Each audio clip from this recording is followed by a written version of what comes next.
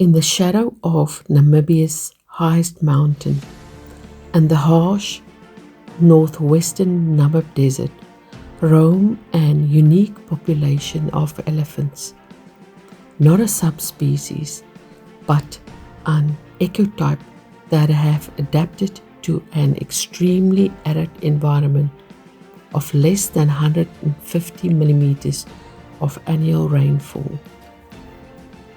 They have done so through learned behaviour and have been known to migrate great distances in search of food and water. They are the last of the roaming desert giants. Due to a scarcity of food, they have a lower body mass than their savanna family.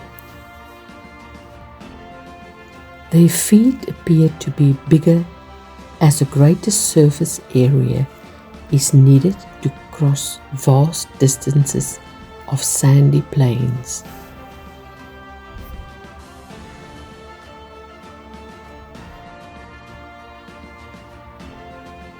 But they sometimes also have to cross stony areas. I recently have noticed something that I've never seen before.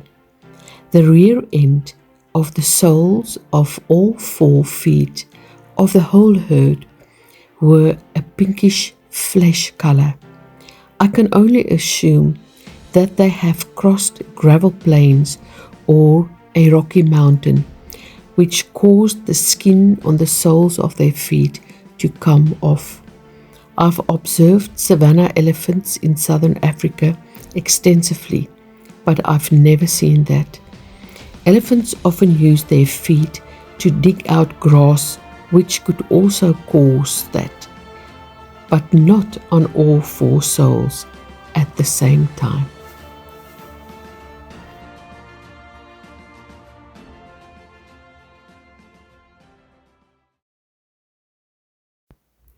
The tusks of desert elephants are often more brittle and breakage is common, possibly due to a nutritional deficiency or the dry climate. They walk into the hills and climb steep slopes in search of commiphora trees. These trees are very fragrant, but it is not known why the elephants will go to great lengths to find them. When they do, they will often eat the entire bush. Sadly, this poor elephant lost the tip of his tusk in the process. Feet and trunks are used to dig wells in dry riverbeds. These wells are called goras. Tests have shown that the water in these wells contain less bacteria than alternative sources because the sand acts as a filter. Desert adaptive elephants can survive without drinking water for several days. Females and calves need water every 3 days, but males can go up to 5 days without water.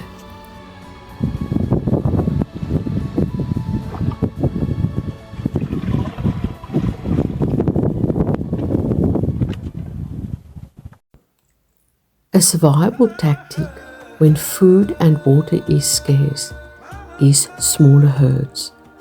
The interval for having calves can be 6 or more years, and calf mortality is high. As stated in a previous video, the herd in the Ugab area had only 1 surviving baby in 10 years. Duchess, in her early 40s, lost her baby in June of 2022. It was only a couple of months old.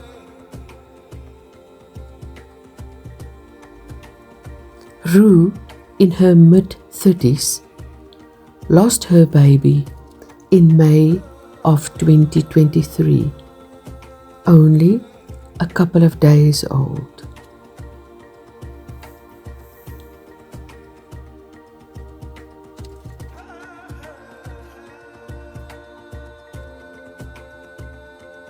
Matilda, 45 years old and the matriarch of the herd, lost her baby in February of 2024, only a couple of days old.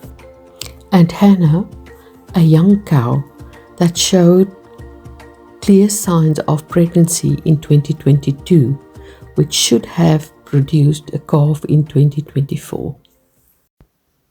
The range of the desert adaptive elephants in northwestern Namibia have been reduced to 5 subpopulations along the ephemeral rivers north of the Brandberg: the Ugab River, the Ugab River, the Ugab, the Wanib, and the Warrisip.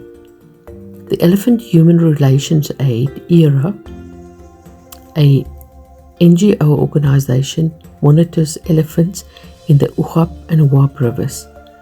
Desert Elephant Conservation monitor them in the Ugab, Wanib, and Warrisip River.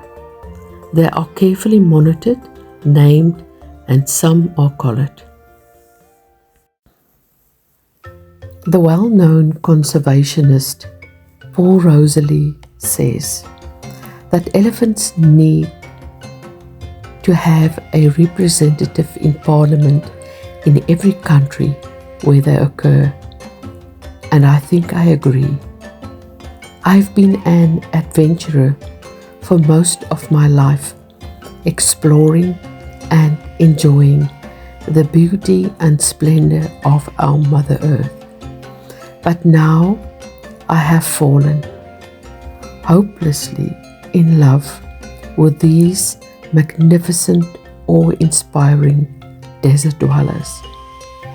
Not known to many of us is this: they and their savanna and forest families are walking the song lines of the earth on our behalf, helping us to remember who we truly are.